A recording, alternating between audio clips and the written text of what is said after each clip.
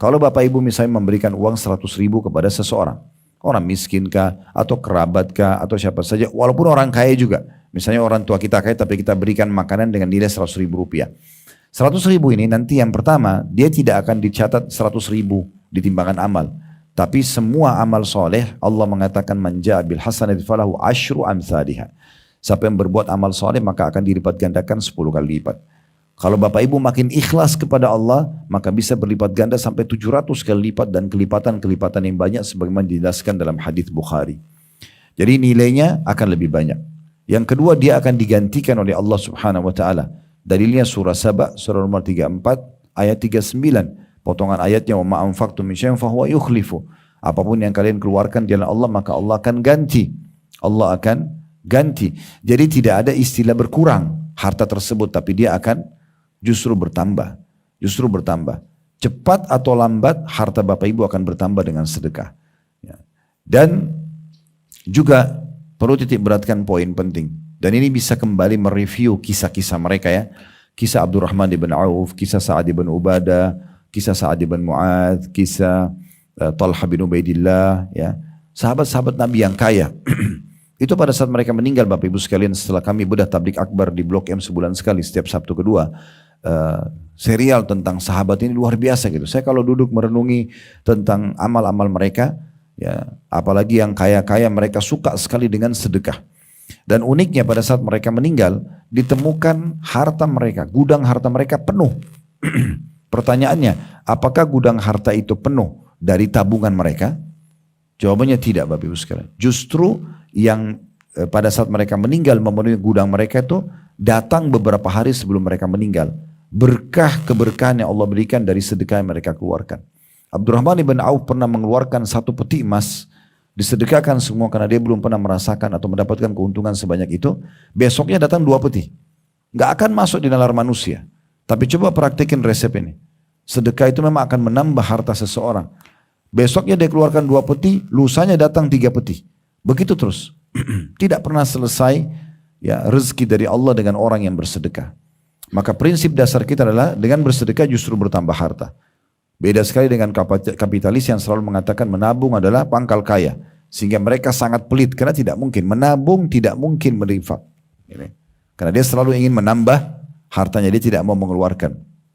Jadi para sahabat itu semasa hidup mereka nikmati untuk kebutuhannya. Semasa hidup juga mereka mendapatkan pahala melimpah karena mensedekahkan hartanya. Dan pada saat mereka meninggal, ahli warisnya dapat warisan yang banyak. Ini adalah hal yang luar biasa. Ini fakta lapangan yang harusnya kita bisa praktekin. Dan sudah kita bacakan dalam surah Al-Baqarah. Saya ingatkan selalu ulangi Bapak Ibu sekalian itu ya. Kalau sudah mulai malas sedekah, sudah mulai ada bisikan-bisikan syaitan ragu, baca Al-Baqarah 261 sampai 274. Ini sudah kita bacakan panjang lebar pada pertemuan kita yang lalu ya. Bagaimana kita harus meyakini teman-teman sekalian dengan bersedekah Allah akan datangkan limpahan balasan dari sedekah tersebut. Melimpah, melimpah ruah.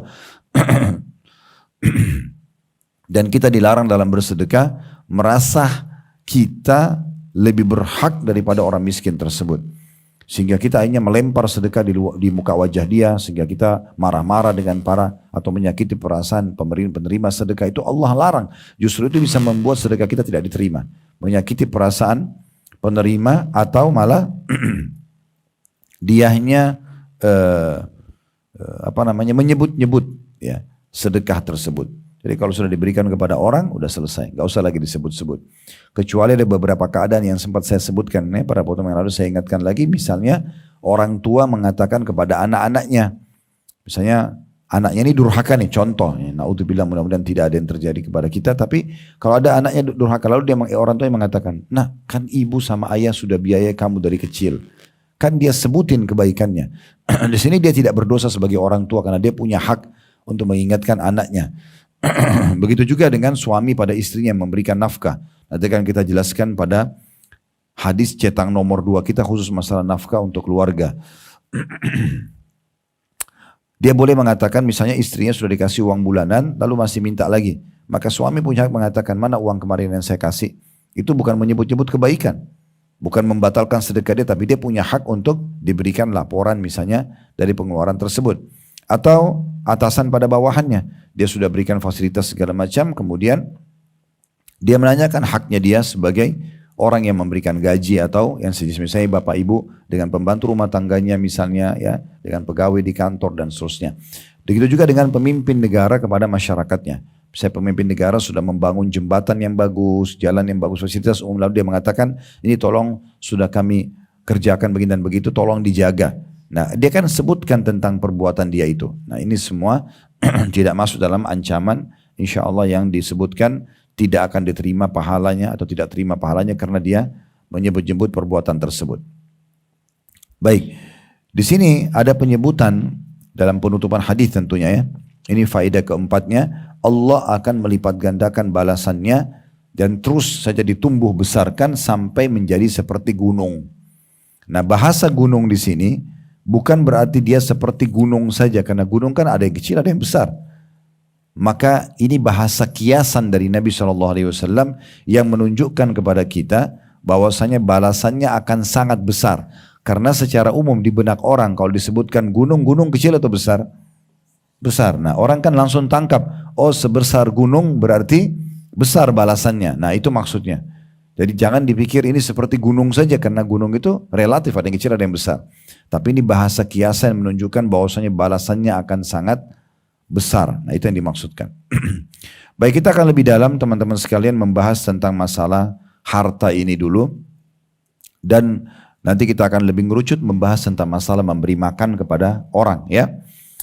Yang pertama Bapak Ibu sekalian, tolong fahami harta yang kita miliki ini bukan milik kita, tapi milik Allah subhanahu wa ta'ala.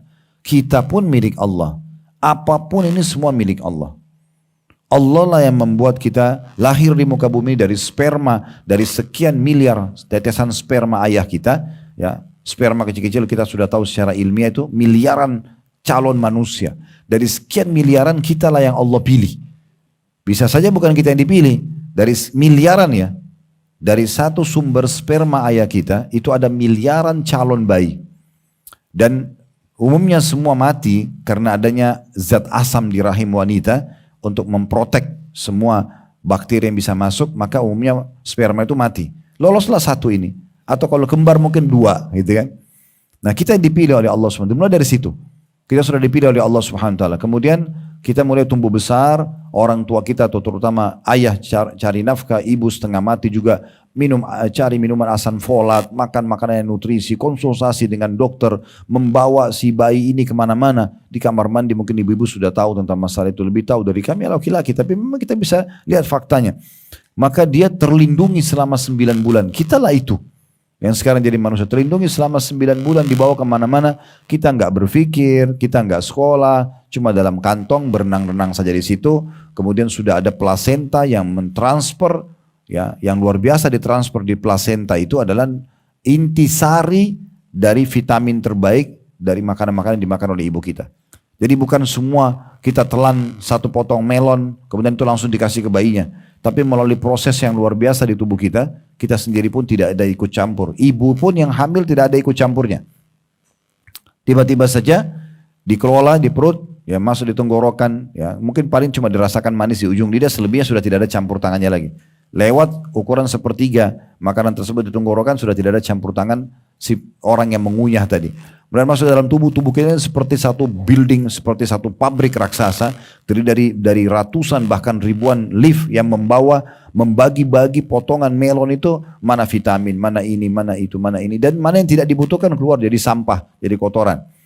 Dan ada satu sistem yang membuat kita mules, kita harus buang, kalau enggak jadi masalah buat kita. Ini ada sistem yang sudah dibuat. Kemudian nanti setelah itu intisari yang terbaik daripada makanan tersebut akan diserap, dimasukkan ke plasenta buat si bayi tadi.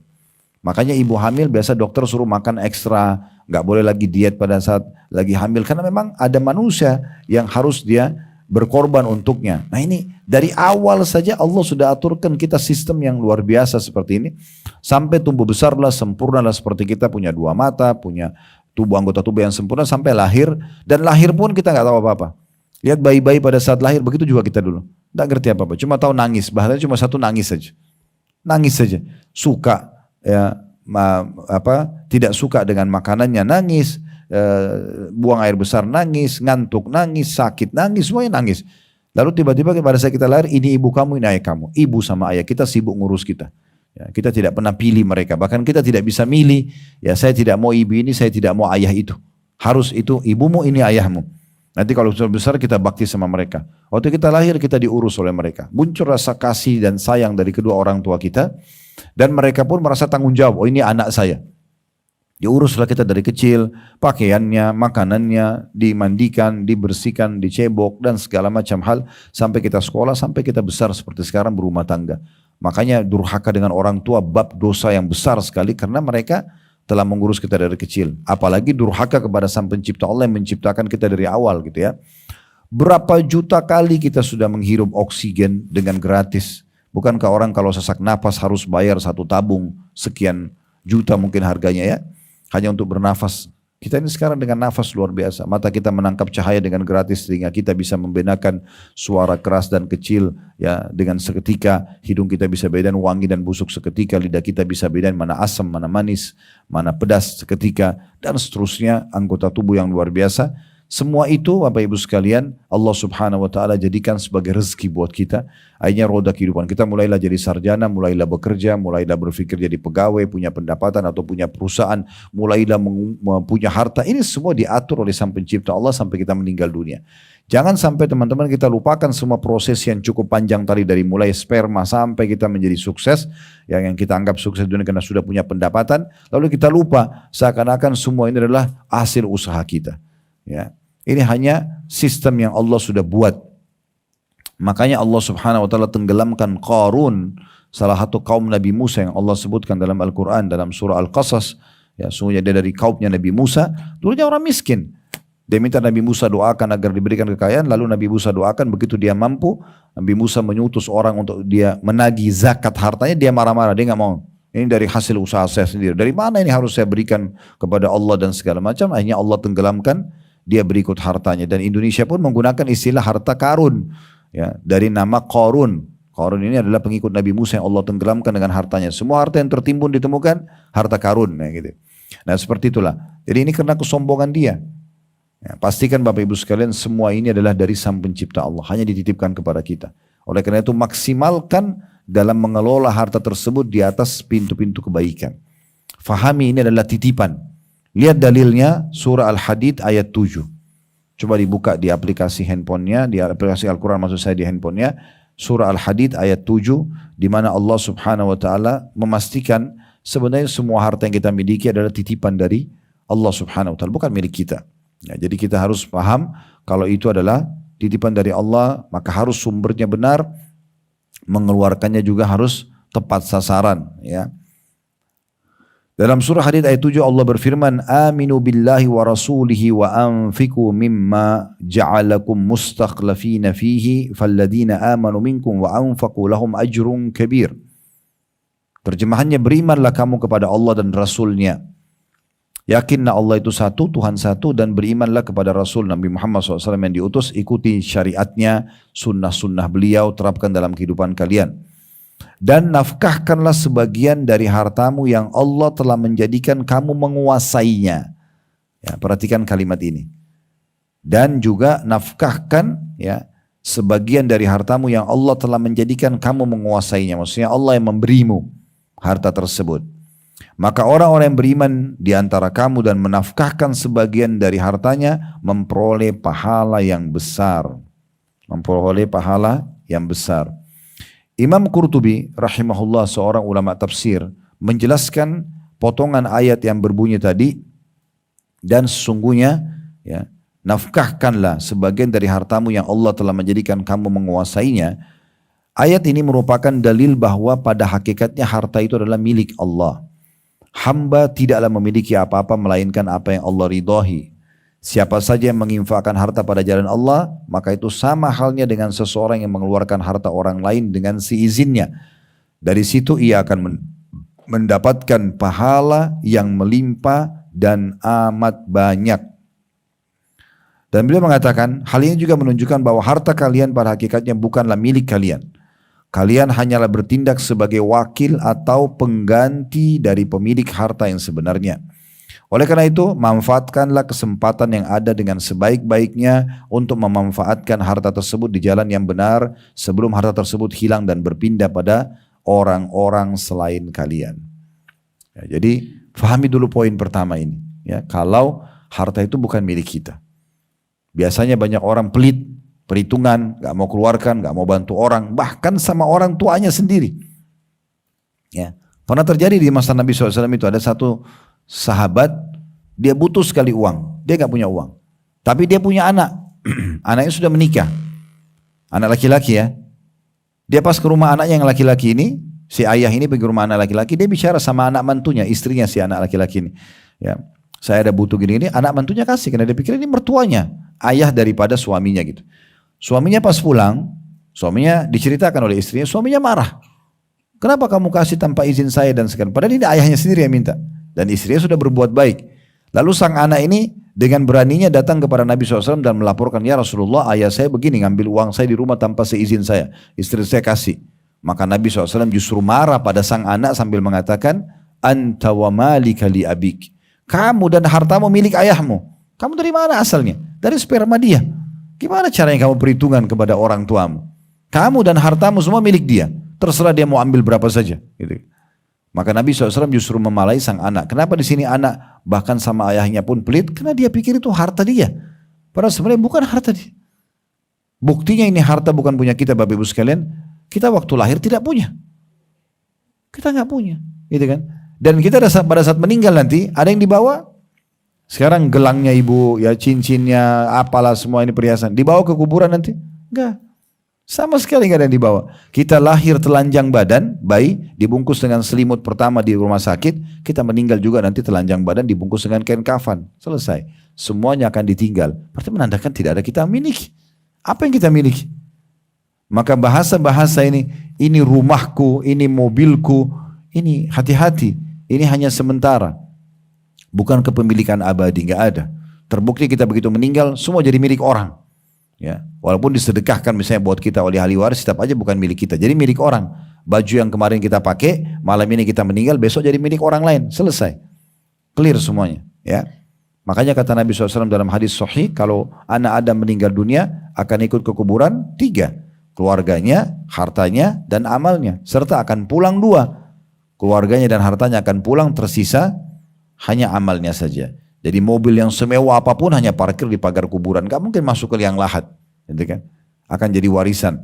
Begitu juga dengan keluarga. Secinta-cintanya istri pada suami, suami pada istri, orang tua pada anak, anak pada orang tua. Maksimal setengah jam di kuburan. 1 jam. Nangis-nangis habis itu pulang. Gak mungkin ada orang tidur di kuburan. Oh enggak, saya cinta suami saya. Istri saya mau tidur sama-sama di liang lahat. Gak akan ada. Orang tua aja, ibu sama anaknya. Yang mungkin kita tahu ibu paling sayang sama anaknya misalnya. Tidak ada ibu itu datang tidur di kuburan sama anaknya. Dia tetap pulang. Itu sudah peraturan sistem yang Allah buat di muka bumi ini. Gitu kan? Yang tinggal bersama kita hanya amal kita. Makanya ada kisah unik dari seorang sahabat. Sahabat ini namanya Abu Dahdah. Abu Dahdah radhiyallahu anhu ini termasuk orang yang sangat kaya di Madinah dan dia punya satu kebun.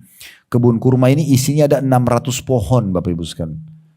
Jadi di Saudi sampai sekarang ya, di Madinah, di Mekah itu, kalau mau ditahu orang itu kaya atau tidak, dilihat bukan dari mobilnya, bukan dari jabatannya. Punya kebun kurma nggak? Kebun kurma itu termasuk orang kaya banget kalau punya kebun kurma itu. Ya.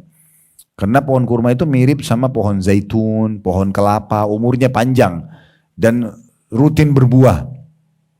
Kalau pohon zaitun itu bisa sampai 1000 tahun, 2000 tahun gitu ya. Pohon kelapa ada sampai ratusan tahun, mirip sama pohon kelapa kalau kita ya. Nah seperti itu. Nah pernah waktu turun firman Allah Subhanahu wa taala surah Al-Hadid, masih surah tadi ya. Belum ditutup kan? Tadi kan ayat 7 ya. Di ayat 11-nya ya, sekitar 3 ayat setelah itu di ayat ke-11-nya Allah Subhanahu wa taala berfirman, "Man dzalladzi yuqridullaha qardan hasanan fayudha'ifahu lahu wa lahu ajrun karim."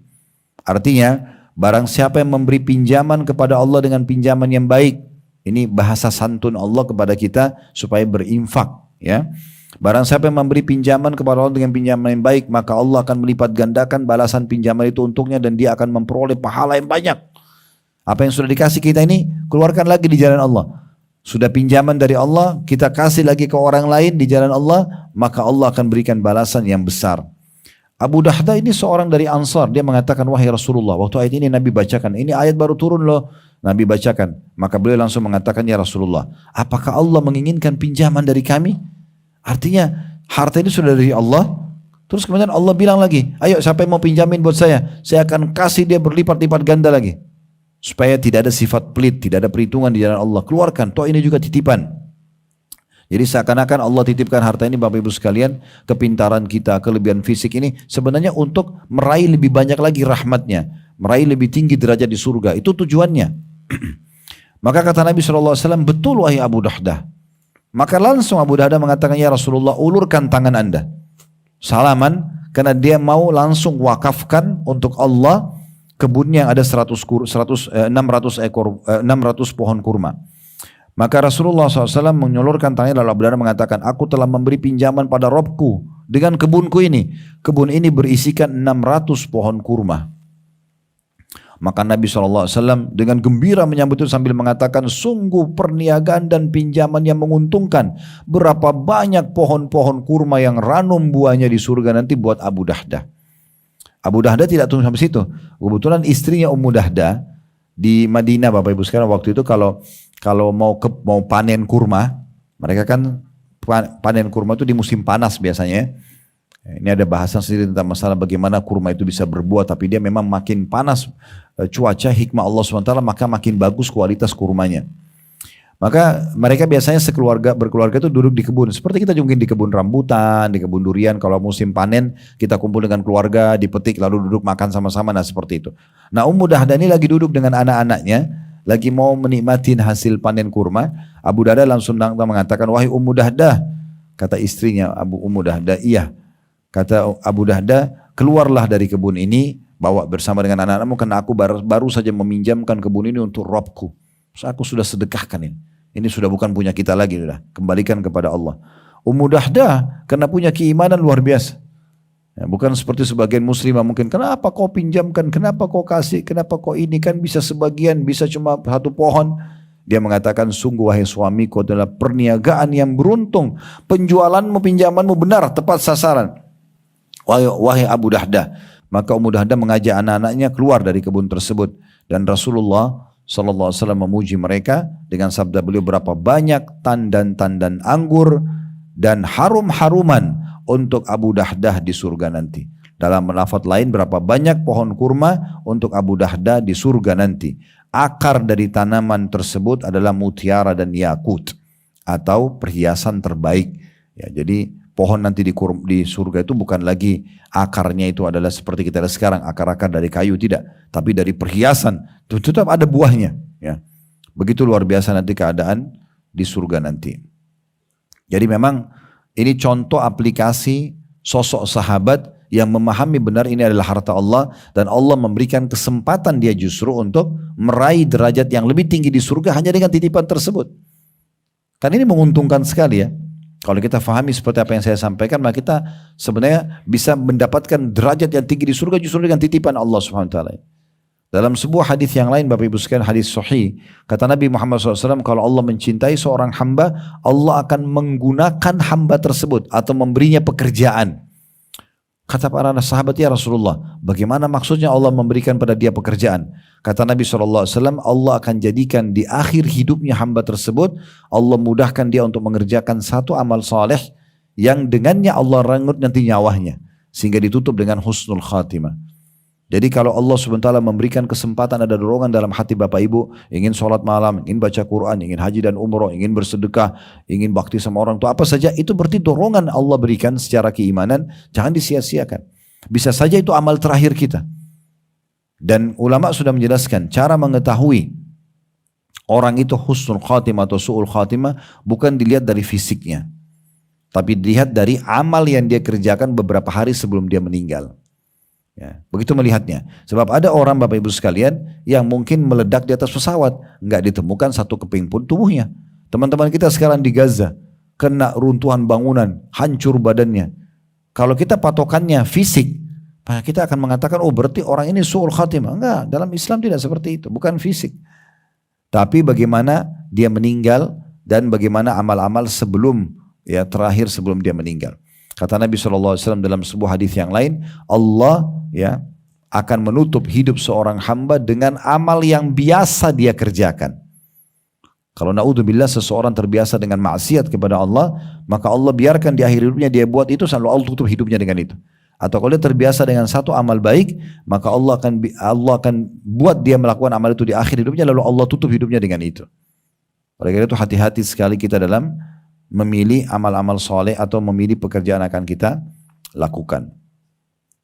Tadi saya sempat janjikan juga bagaimana kita menyadari dan memahami poin penting bahwasanya ini poin yang kedua. Tadi poin pertama kan saya bilang kita harus yakin harta ini bukan punya kita, punya Allah, dan mumpung ada di tangan kita, kita gunakan kesempatan justru untuk meraih tambahan dari Allah, kemudian meraih terbaik di surga nanti. Toh kita meninggal tidak ada yang kita bawa. Nah gitu. Dan sudah kita berikan contoh bagaimana para sahabat mereka justru melimpah gudang harta mereka bukan dari tabungan tapi dari sedekah yang mereka keluarkan, sehingga semasa hidup mereka terpenuhi kebutuhannya, semasa hidup mereka raih pahala melimpah, juga pada saat meninggal mereka cukup meninggalkan untuk ahli warisnya. Allah berkahi. Nah seperti itu gambarannya. Nah juga yang kedua adalah apapun yang Bapak Ibu sedekahkan itu pasti akan diganti. Jadi nggak perlu ada khawatiran. Kalau tadi kan milik Allah Subhanahu Wa Taala dititipkan saja. Walaupun semua yang kita keluarkan akan diganti. Sudah saya sebutkan tadi dalilnya surah Saba, surah nomor 34 ayat 39. Itu potongan ayat Yang ayat ini sangat masyhur. Wa ma anfaqtum min syai'in fa huwa yukhlifu wa huwa khairur raziqin. Dan barang apa saja, mau makanan, mau pakaian, mau uang, apa saja yang kamu keluarkan di jalan Allah, maka atau nafkahkan, maka Allah akan menggantikan. Dan ketahuilah dialah Allah yang menciptakan kalian, yang memerintahkan kalian untuk bersedekah, yang menjanjikan kalian akan diganti. Itu adalah pemberi rezeki yang sebaik-baiknya. Pemberi rezeki yang sebaik-baiknya. Juga hadis Bukhari yang masyhur kata Nabi SAW, ma min yawmin yusbihu al-ibad, tidak ada satu hari pun yang dilewati oleh hamba-hamba illa malakani yanzilani fayaqul, kecuali ada dua malaikat yang Allah turunkan dan mereka berkata, fayaqulu ahaduhuma, salah satunya berkata, Allahumma ati munfikan khalafa, ya Allah berikanlah orang yang berinfak ganti. Malaikat ini Allah suruh doakan supaya yang berinfak diganti dan lipat gandakan. Jadi dia sudah digantikan, dia lebih banyak hartanya, dicatatkan sebagai pahala dia. Juga pada saat dia meninggal nanti akan ada warisannya. Allah punya cara untuk memperbanyak harta tersebut sebelum dia meninggal. Kemudian juga wa yaqulul akhar Allahumma ati mumsikan talafa, yang satu lagi mengatakan, ya Allah binasakanlah orang yang bakhil atau pelit, dalam hadis Bukhari Muslim. Kata Ibnu Hajar rahimahullah, ya Allah binasakanlah jiwanya dan hartanya kalau orang tidak mau mengeluarkan di jalan Allah Subhanahu wa taala. Kemudian dalam hadis juga yang sahih, yang Nabi SAW mengatakan kepada Bilal pada saat Nabi SAW ke rumah Bilal, lalu Bilal kebetulan mengeluarkan kurma yang bagus sekali, ranum bagus buahnya. Maka kata Nabi SAW, apa ini Bilal? Kata Bilal, ya Rasulullah saya simpan untuk anda, kalau anda datang baru saya keluarkan. Maka Nabi SAW tangkap, berarti kalau selain Nabi gak dikeluarin dong ini makanan terbaiknya, kurma terbaiknya.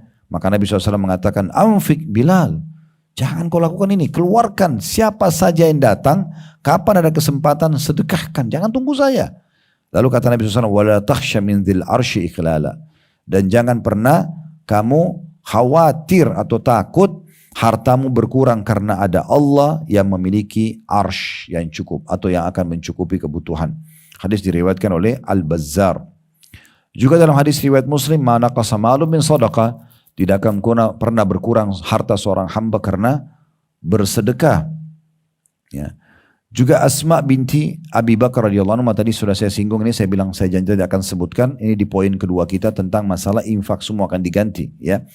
Kata Nabi SAW, la tuki fayukillahu alaiki, jangan kau perhitungan, atau jangan engkau menyimpan hartamu dengan tidak menyedekahkannya, karena nanti Allah juga akan menghitung atau menahan rezekimu. Berarti orang yang pelit akan ditahan rezekinya. Juga dalam sabda lain, kata Nabi SAW, anfiki awinfahi awindahi wala tuhsi fayuhsillahu alaiki wala tu'i fayu'illahu alaiki. Hadis ini hadis sahih riwayat Bukhari Muslim. Artinya, infakkanlah hartamu, keluarkan di jalan Allah. Ya. Jangan engkau menghitung-hitungnya atau menyimpan harta dan tidak bersedekah. Jika tidak, maka Allah juga akan menghilangkan berkah rezeki tersebut. Janganlah engkau menghalangi anugerah Allah untukmu. Jika tidak, maka Allah juga akan menahan anugerahnya dan kemahamurahannya untukmu. Ibnu Battal rahimahullah seorang ulama mengatakan, janganlah engkau menyimpan-nyimpan harta tanpa menyedekahkannya, apalagi menzakatkan yang wajib. Janganlah engkau enggan bersedekah, karena takut hartamu berkurang. Jika seperti itu Allah akan menahan rezeki untukmu, sebagaimana Allah menahan rezeki untuk para peminta-minta. Nah, jadi ini prinsip dasarnya, orang-orang yang bersedekah tidak akan berkurang harta di jalan Allah subhanahu wa ta'ala. Sementara dalil tentang pelipat gandaan, sebagaimana tadi hadis kita kan, dia akan diterima oleh Allah dengan tangan kanannya, kemudian Allah subhanahu wa ta'ala ya akan memeliharanya sebagaimana terpeliharanya anak kuda sampai besar ya. Coba Bapak Ibu lihat, ada dalil dari Al-Quran surah Al-Baqarah 261. Ini sebenarnya sudah kita bacakan permohonan, saya ingatkan kembali bahwasanya semua sedekah yang Bapak Ibu keluarkan pasti dilipat gandakan. Pasti. Ya, tidak ada uang 100.000 nanti kita terima laporannya di buku amal 100.000, enggak, akan berlipat-lipat ganda. Lihat Al-Baqarah 261, surah nomor 2 ayat 261. Mathalul ladzina yunfikuna amwalahum sabilillahi kamathali habbatin ambatat sab'a sanabila fi kulli sumbulatin mi'atu habba wallahu yudha'ifu liman yasha wallahu wasi'un alim. Perumpamaan nafkah dikeluarkan oleh orang-orang yang menafkahkan harta di jalan Allah adalah serupa dengan sebutir benih yang menumbuhkan 7 bulir. Satu benih 7 bulir. Pada setiap bulir terdapat 100 biji.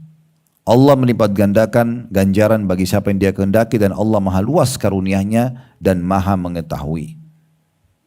Ibnu Katsir rahimahullah mengatakan tentang ayat ini sangat memotivasi hati untuk gemar berinfak. Ayat ini merupakan isyarat bahwa setiap amal soleh yang dilakukan akan diiming-imingkan pahala yang berlimpah bagi pelakunya. Sebagaimana Allah mengiming-imingkan tanaman bagi orang yang menanamnya di tanah yang baik atau subur. Terdapat dalam hadis bahwa setiap kebaikan akan dilipat gandakan hingga 700 kali lipat. Ya, jadi memang luar biasa banyaknya balasan dari Allah subhanahu wa ta'ala. Dan cukup banyak ayat tentang masalah infak, mungkin tidak semuanya kita bisa sampaikan ya. Tetapi kita sekarang coba ngerucutkan di poin yang ketiga, yaitu tentang masalah memberi makan ya. Kita kerucutkan ke bahasan ini, poin terakhir kita. Salah satu dari bentuk sedekah itu adalah memberi makan. Nah, memberi makan ini banyak rinciannya ya. Yang pertama adalah jenis memberi makan ini, Bapak Ibu, memberi makan dari makanan yang sedang kita makan. Misal kita lagi punya sepotong roti, kita nggak makan sendiri, tetap harus dibagi kepada orang lain. Dia mau bagi kepada orang lain. Ini infak yang luar biasa. Dan disebutkan bahwasanya Nabi Ibrahim alaihissalam itu tidak pernah dihidangkan makan oleh istrinya, ya, kecuali beliau buka pintu dan panggil siapa saja yang lewat depan rumah lalu duduk makan bersama-sama. Karena dia tahu ini rezeki dari Allah, dia nggak pernah makan sendiri. Ya minimal Bapak Ibu mungkin, maaf ini dengan pembantu rumah tangganya, jangan makan makanan enak buat kita tapi mereka dibeliin makanan yang berbeda. Ini nanti membuka pintu kecemburuan, iri, mencuri makanan, dan tidak semua. Dan banyak orang tidak paham. Sering kali ini, maaf saya terlalu detail mungkin kalau sampai sini, tapi ini mungkin berbagi saja. Berapa banyak orang selalu bergonta-ganti pembantu rumah tangga. Kenapa? Poinnya sebenarnya pembantunya dipeliti. Kalau orang dikasih makan makanan, dikasih minuman, dikasih tempat tidur yang layak, masa dia tidak betah? Gajian cukup, pasti dia betah. Gitu kan? Harusnya begitu. Sekarang beli makanan buah-buahan, apa salahnya sih? Sebelum Anda sentuh dengan keluarga, dikeluarkan dulu untuk mereka. Berikan yang sama, jadi mereka tahu mereka dimuliakan, mereka dihormati. Kakak kandung saya ada di Surabaya, saya tidak sebut nama, cuman saya berbagi saja. Ada satu orang yang bantu beliau di rumah, itu sampai tua, sampai sudah tidak mampu kerja baru berhenti. Dan tidak mau berhenti dari rumah, karena memang apa yang beliau makan dikasih kepada pembantunya, apa yang beliau minum sama, duduk ngobrol sama-sama, ya. Tempat tidurnya juga layak untuk dia tidur, gitu kan. Jadi orang merasa ya dilayani, dihormatin juga. Dan Nabi SAW memperintahkan itu. Kita bahkan disuruh memberikan pakaian kita jenis yang sama dengan pembantunya. Ya, walaupun kita tidak kasih semuanya, tapi mungkin ada di antara pakaian yang kita beli, mungkin dari sekian kali kita beli, ada satu pakaian yang kita berikan kepada mereka layak, mungkin menjelang Idul Fitri, mungkin menjelang Ramadan, atau mungkin kita berikan mukena yang bagus ya. Ada banyak orang-orang ibu rumah tangga muslimah, mukena aja nggak pernah kasih ke pembantunya. Sejadah nggak pernah disiapin, padahal itu untuk sholatnya, dia panen pahalanya. Nggak pernah siapin satu Al-Quran yang bagus misalnya. Tempat yang layak, misalnya tempat tidurnya, walaupun kamar kecil, kalau emang ada kelebihan rezeki, apa nggak dikasih AC misalnya, kenapa harus panas-panasan, contoh misalnya, kenapa harus menyiksa orang lain, kan gitu. Padahal kita disuruh memberikan yang terbaik, ini contoh. Ya. Jadi kita mulai dengan makanan ini sering terjadi, jadi di kulkas sering makanan diambil, ini segala macam, itu karena memang tidak dikasih.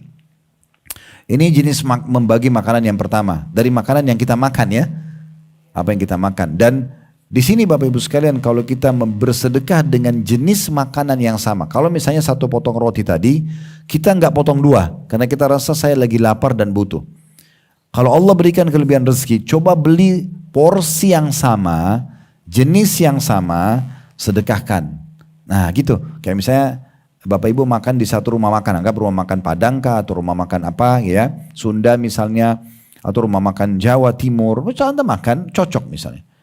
Makanlah satu porsi nasi Padang lengkap, atau misalnya makan apa, ikan gurami sama nasi, makan Sunda, mungkin makannya rawon misalnya Jawa Timur, makan misalnya, satu porsi itu, oh enak ya. Coba beli porsi yang sama yang Anda makan, porsi nasinya, porsi lauknya, minumannya sama, berikan kepada tukang parkir, berikan kepada orang miskin pinggir jalan. Nah ini sedekah yang luar biasa dalam memberi makan. Karena kita bersedekah senilai dengan apa yang Allah kasih ke kita. Nah gitu loh. Di situ poinnya, ini puncak daripada sedekah makanan. Kita memberikan dari apa yang kita makan, dibagi, atau kita beli porsi yang sama, jenis yang sama, disedekahkan kepada orang lain. Ini yang pertama. Yang kedua, jenis makanan yang kita berbagi kepada orang lain, ya, walaupun memang jenis makanan ini mungkin tidak kita makan.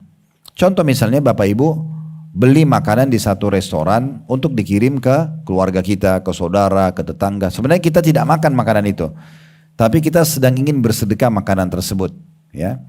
Maka itu juga masuk dalam bab sedekah makanan yang besar sekali pahalanya. Jadi kita pilih yang terbaik, ya. Kita pilih yang terbaik. Ingat, jangan usah lihat siapa yang menerima, ya. Tetapi yang kita cari adalah ridha Allah Subhanahu wa taala, penilaian Allah Subhanahu wa taala.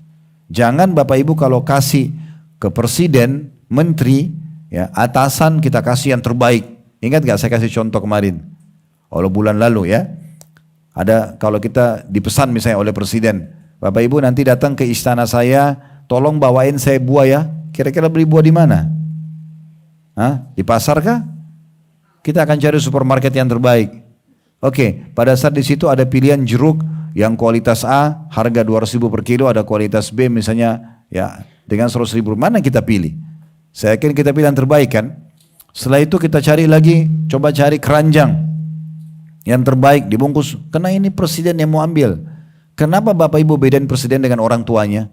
Kenapa kalau ibu sama ayah yang pesan belinya nggak apa-apa pakai kresek walaupun bau ikan kreseknya nggak apa-apa. Ibu saya yang pesan kok, ayah saya yang pesan. Atau karena mau kasih kepada tetangganya miskin, dia kasih ada kadarnya. Karena dia masih menilai siapa orang yang terima. Ini ubah persepsinya. Tidak penting siapa terima, orang miskin atau orang kaya, yang penting adalah Allah menilainya. Sesuai dengan kadar kita ikhlas kepada Allah. Saya ingatkan kembali, saya sempat sebutkan pada pertemuan yang lalu kisah Rabi' ibn Huthaim rahimahullah. Seorang ulama tabi'in yang makan halwa, makanan yang mewah dibuat oleh istrinya.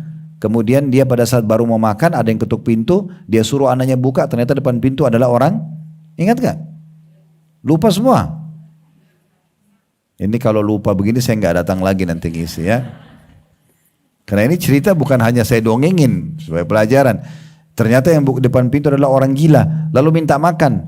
Rabi' ibn Huthaim tidak suruh anaknya ngambil makanan di dapur, tuh orang gila, kasih saja roti lah, apa enggak. Disuruh ambil makanan yang mewah ini, yang buatnya susah, biayanya mahal, dan dia pun belum makan. Lagi dihidangkan, bayangkan kita lagi di depan makanan kesukaan kita, dan mau makan. Terus ada yang minta, kira-kira seperti apa? Ini ujian luar biasa buat imannya di makanan itu. Maka dia bilang sama anaknya, ambil ini kasih orang gila itu. Bagi dia nggak penting si orang gila itu, tapi bagaimana Allah menilainya. Anaknya bawa ke sana dengan harapan halwa itu dipotong-potong. Orang gila ini dikasih 1 potong, tapi begitu dekat dengan orang gila lihat makanan, diambil semuanya. Dimakan sampai habis. Sudah gitu karena dia orang gila, dia nggak paham, piringnya dibuang lalu ditinggal. Nggak terima kasih pun. Sang anak kembali kepada ayahnya, Rabi' ibn Hutaim rahimahullah, ini seorang ulama yang masyhur tabi'in, sangat kuat imannya. Anaknya mengatakan, wahai ayah, semoga Allah selalu menjaga anda. Tadi itu yang minta-mintakan orang gila. Dia tidak tahu nilai makanan yang kita kasih. Kalau tadi anda suruh saya ambil dari dapur makanan apa saja, kurma kah, gandum kah, apa, pasti dia makan. Kenapa harus halwa ini? Yang ibuku buat setengah mati, ya. Karena ibunya itu buat halwa pada saat ini halwa relatif ya. Bukan bapak ibu bilang, oh Ustaz Khalid cerita halwa di pengajian, begitu pergi umrah, tanya halwa banyak. Macam-macam, halwa itu artinya manisan, tapi di masa itu halwa itu adonannya buatnya susah, mahal, banyak jenis-jenis kacang-kacangan yang dipakai dan itu cuma dipakai oleh orang-orang tertentu saja. Mereka namakan halwa. Kalau sekarang bapak ibu bilang halwa banyak, semua manisan diistilahkan dengan halwa kalau di Timur Tengah. Jadi bukan itu patokannya, ini cuma cerita masa lalu itu. Maka anaknya bilang, kenapa harus halwa ini? Bahannya mahal, ibuku buat setengah mati. Dan dia orang gila, dia tidak tahu nilainya. Maka Rabi' ibn Hutaim mengajar kepada anaknya mengatakan, wahai anakku, kalau dia orang gila itu tidak tahu nilainya, maka Allah tahu nilainya. Lalu dia bacakan firman Allah subhanahu wa ta'ala, lan tanalu birra hatta tunfiqu mimma tuhibbun. Kalian tidak akan menerima maksimal balasan pahala sampai kalian menginfakkan apa yang paling kalian sukai. Apa yang paling kalian sukai. Jadi ini memberikan makan kepada orang dari jenis makanan yang berkualitas tanpa melihat apakah itu orang miskin atau orang kaya menerima. Pokoknya bagi saya harus berikan yang terbaik. Gak usah bedain kemasannya antara orang miskin sama orang kaya. Karena Allah sedang menilai pemberian kita. Ya, ini poin. Kemudian jenis memberi makanan yang ketiga adalah memberi makan secara umum. Memberi makan secara umum, ya, dan ini memberi makan secara umum bisa luas sekali bahasannya, diantaranya membuka puasakan orang atau memberikan makan orang lagi lapar, ya. Misal contoh, kita kebetulan lewat di jalan, kita lihat ada orang miskin di pinggir jalan, kita tidak bawa makanan, kita nggak ada, ya. Kemudian kita niat saja, ini silakan uangnya bapak, ibu, ya misalnya yang minta di jalan, silakan dipakai makan. Dia mau beli beras kah, dia mau beli apa, terserah dia. Nah ini kan kita seperti tidak menentukan jenis makanannya, ya. Tetapi dia dengan sendirinya memilih makanan tersebut. Nah, termasuk juga membuka puasakan orang, itu semua pahala yang sangat besar. Kita sudah tahu ya, hadis Nabi SAW, siapa yang membuka puasakan orang yang puasa, maka dia akan dapat pahala yang sama, ya, tanpa dikurangi sedikit pun dari pahala orang buka puasa tersebut. Kalau masalah menginfakkan, memberi makan, 3 jenis tadi ya, apakah dia memberikan apa yang sedang dia makan, atau dia memberikan jenis makanan tapi dia mungkin tidak makan, cuma dia pilih yang terbaik, atau dia berinfak secara umum untuk makan. Misalnya dia kasih kepada satu orang miskin uang tunjangan, dan itu terserah dia mau beli beras kah, dia mau beli terigu kah, dia mau beli jagung kah, ubi kah, terserah misalnya. Semua itu Bapak Ibu sekalian akan mendapatkan balasan yang sangat besar. Kalau di surga nanti ada istana khusus bagi orang yang begini. Dengarkan hadisnya, dalam hadis yang hasan diriwayatkan Tirmidzi. Kata Nabi SAW, inna fil jannati ghurafa. Semuanya di surga itu ada satu istana. Tura zuhuruha min butuniha wa butuniha min zuhuriha. Bangunan istana itu bisa nampak dari luar, bisa lihat ke dalam, dalam bisa lihat keluar. Ya, transparan, saking indahnya gitu. Faqama Arabin faqala liman hiya ya Rasulullah. Maka seorang Arab Badui sempat berdiri lalu mengatakan, ya Rasulullah, buat siapa istana itu? Kok istana itu enak benar? Dengarnya aja belum lihat sudah enak. Ya mungkin rumah itu kayak kalau rumah kaca semua transparan, dari luar indah bersih kelihatan, dari dalam pun bisa orang dalam bisa lihat keluar gitu ya. Maka kata Nabi SAW, liman atabal kalam. Yang dapat nanti istana itu orang yang suka tutur katanya baik, santun. Atabal kalam, selalu baik saja. Mau dalam keadaan dia ridho atau dia marah, dapat aja dia jaga tutur katanya. Yang kedua, wa at'amat ta'am. Nah ini yang jadi saksi bahasan kita, memberikan makan kepada orang. Ya. Juga tadi bisa masuk dalamnya traktir ya. Jangan selalu mau ditraktir terus, ya. Tapi traktir orang lain. Kalau perlu kita berlumba-lumba, ya. Pada saat masuk ke restoran sudah janji sama teman-teman, kita sudah blok duluan kasirnya, pokoknya meja sana itu semua dari saya ya. Di Saudi itu Bapak Ibu sekalian, orang kalau lagi pergi makan sama teman-temannya, itu mereka berebut untuk bayar di kasir. Bukan kita biasa duduk, tunggu nih siapa duluan ke kasir, ya biarin dia aja deh, saya nggak usah gitu kan. Atau pura-pura pamit duluan karena tidak mau bayar. Padahal itu pahalanya besar sekali. Kata Nabi SAW, siapa yang memperbaiki atau bertutur kata yang santun, memberikan makan kepada orang lain, wa adamas siyam, dan suka berpuasa, wa shalla lillahi billaili wan nasu niyam, dan sholat di malam hari untuk Allah di saat orang-orang sedang tidur. Ya. Kemudian juga dalam hadis yang lain, Nabi SAW pernah mengatakan, dalam sabda beliau, hadis ini disebutkan oleh Tirmidzi, ayyuma muslimin kasa musliman thawban ala ura kasahu Allahu min khudril jannati. Siapapun muslim yang memberikan pakaian kepada orang Islam yang lain yang tidak memiliki pakaian, niscaya Allah akan memberikan pakaian dari hijaunya surga. Maksudnya pakaian dari surga. Ya, jadi kita berbagi ini sedekah pakaian, ya. Kemudian kata Nabi SAW, wa ayyuma muslimin at'ama musliman ala ju'in at'ama Allah min thimaril jannah. Dan siapapun muslim yang memberikan muslim yang lain makanan sementara muslim yang diberi makan itu lapar, maka Allah juga akan memberikan dia makanan dari buah-buahan surga. Wa ayyuma muslimin saqa musliman ala dhama'in saqahu Allah minar rahiqil makhtum. Dan orang muslim manapun yang memberikan minum kepada orang muslim lain yang sedang haus, maka Allah akan berikan dia dari minuman rahiqil makhtum. Apa itu rahiqil makhtum Bapak Ibu sekalian? Ini salah satu minuman istimewa di surga. Rahiq itu adalah minuman khamr, ya. Kalau di dunia ini kan beralkohol ya, khamr itu. Kalau di surga nanti nggak ada lagi alkoholnya. Dia minuman dari anggur, lezat tapi tidak memabukkan. Bapak Ibu bisa lihat dalam surah Muhammad, surah nomor 47 ayat 15, ya. Itu Allah gambarkan tentang jenis-jenis minuman nanti di surga ya. Oke, sejenak kita buka dulu itu. Surah 47 ayat 15. Surah Muhammad SAW. Ini nama Nabi Muhammad SAW. Saya bacakan ya. Surah nomor 47 ayat 15. Ini tentang jenis-jenis minuman di surga nanti. Mathalul jannati allati u'idal muttaqun.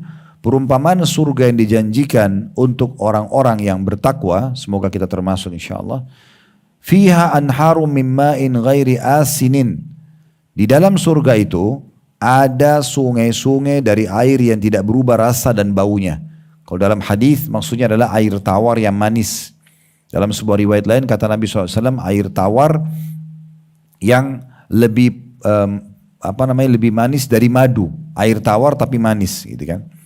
Kemudian dikatakan yang kedua itu sungai pertama, sungai yang kedua wa anharum min labanin lam yataghayyar ta'mu, dan sungai-sungai dari susu yang tidak pernah basi. Kita tahu susu kalau sudah tinggal sehari dua hari basi kan, tapi di sungai nanti Bapak Ibu punya sungai-sungai, ya, dalam beberapa riwayat lain dikatakan lautan yang besar. Dari lautan itu ada lautan dari air tawar yang manis, ada dari susu yang tidak pernah basi, kemudian ada dua lagi nanti sebentar ya. Dan ini nanti semua mengalir ke istana setiap orang beriman dan mengalir seperti sungai-sungai. Itu milik dia, tapi sumbernya ada lautan yang besar. Kemudian yang ketiga wa anharu min khamrin lazzatin lisyaribin. Nah, yang ketiga adalah sungai-sungai dari khamr, minuman dari anggur yang lezat untuk diminum. Ini tidak memabukkan, tidak ada lagi alkoholnya. Wa anharu min asalin musaffa, dan juga sungai-sungai yang keempat dari madu yang tersaring. Enggak ada lagi kotorannya, enggak ada lagi bekas-bekas sarang madu lebahnya. Nah, ini empat. Walahum fiha min kulli thamarati maghfiratu min rabbihim kaman huwa khalidun fin nari wasuqu ma'an hamim faqatta'a ma'ahum. Dan juga kata Allah Subhanahu wa taala, mereka memperoleh di dalamnya segala macam buah-buahan dan ampunan dari Rabb mereka. Apakah itu sama dengan orang-orang yang kekal dalam jahannam atau neraka jahannam dan diberi minuman dengan air yang mendidih sehingga memotong usus-usus mereka? Jadi ini tentang masalah surga itu sendiri. Jadi memang disebutkan ada sungai dari khamr, ya, minuman anggur tapi tidak memabukkan.